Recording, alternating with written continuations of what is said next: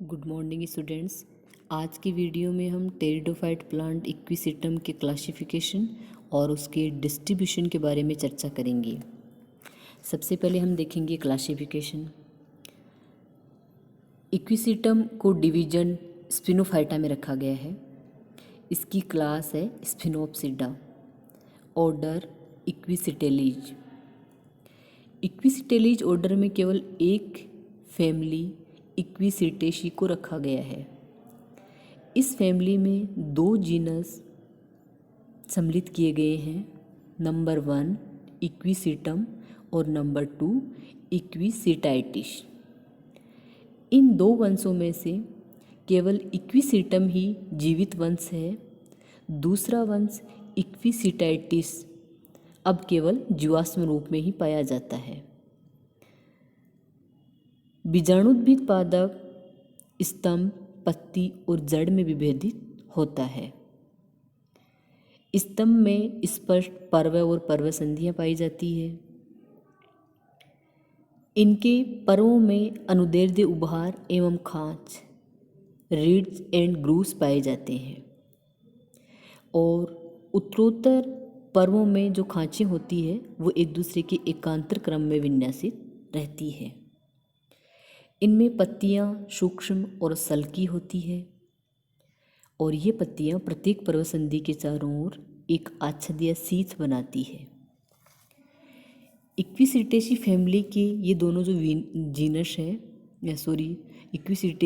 इक्विसिटेसी family के दोनों जो जीनस हैं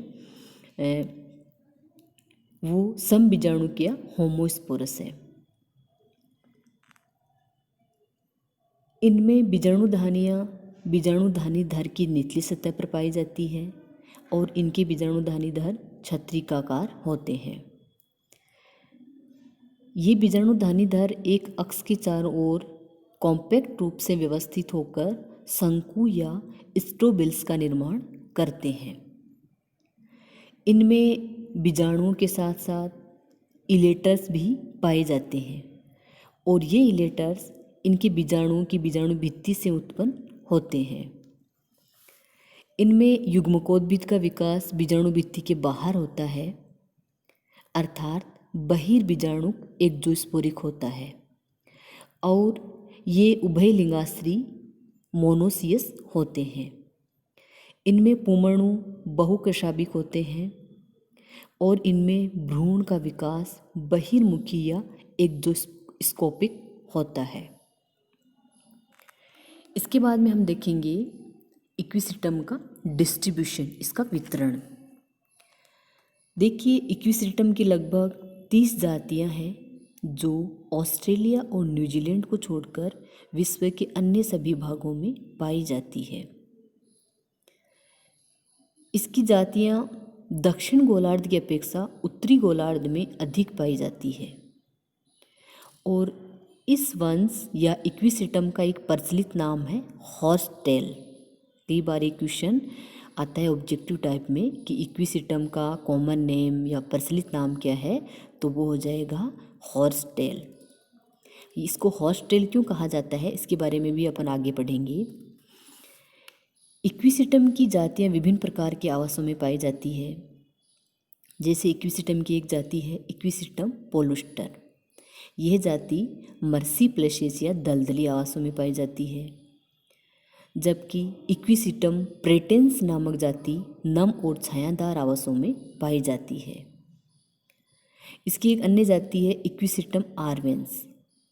यह है विश्वव्यापी जाति है, मतलब इसका वितरण लगभग विश्वव्यापी है और ये मरुद्भिद आवासों जीरोफाइटिक हैबिटेट्स में पाई जाती है।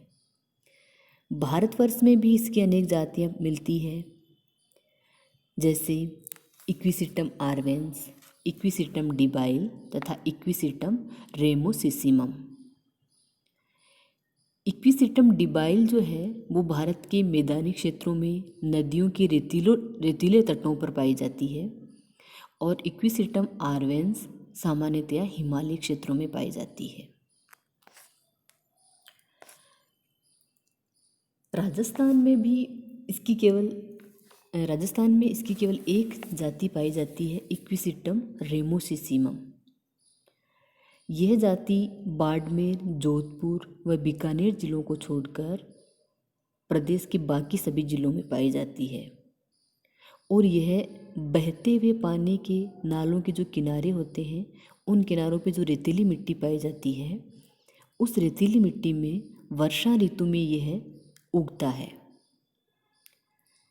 इसके बाद में एक महत्वपूर्ण चीज़ इसके बारे में पढ़ेंगे अपन कि इक्विसिटम की अनेक जातियाँ ऐसी हैं जो खनिजों या मिनरल्स का एकत्रीकरण करती है, स्टोरेज करती है। और मिनरल्स का स्टोरेज करने के कारण इन्हें पारिस्थितिक सूचक या इकोलॉजिकल इंडिकेटर के रूप में भी प्रयोग में लाया जाता है। बेनेडिक्ट ने 1941 में बताया कि इक्विसिटम की कुछ जातियाँ सोने या गोल्ड का संचय करती है। ये क्वेश्चन भी कई बार आता है ऑब्जेक्टिव टाइप में कि निम्न में से कौन सा टेरिडोफाइट प्लांट है जो गोल्ड का स्टोरेज करता है, तो वो होता है इक्विसिटम। इसके अतिरिक्त इक्विसिटम की अधिकांश जातियों की एपिडर्मल जो सेल्स होती है, उन सेल्स की भित्ति में सिलिका भी काफ़ी अधिक मात्रा में पाई जाती है। और सिलिका की उपस्थिति के कारण इनका स्तंभ अत्यधिक कठोर और अपघर्षी अब्रेसिव नेचर का होता है। स्तंभ के अब्रेसिव नेचर या अपघर्षी स्वभाव के कारण इसका उपयोग बर्तनों की सफाई में भी किया जाता है। इसके अतिरिक्त इक्विसिटम का उपयोग आयुर्वेदिक औषधियों में भी किया जाता है। जैसे इसकी कुछ जातियाँ आयुर्वेदिक औषधियों में डाईयूरेटिक के रूप में काम में लाई जाती है।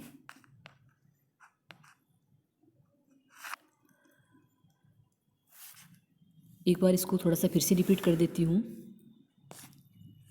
क्लासिफिकेशन वाला अपना पोर्शन है, उसमें एक बार फिर थोड़ा सा हल्का सा रिपीट कर देती हूँ कि इक्विसिटम का डिवीजन है स्पिनोफाइटा, इसकी क्लास है स्पिनोप्सिडा, ऑर्डर इक्विसिटेलीज, फैमिली इक्विसिटेसी और इसका जीनस है इक्विसिटम।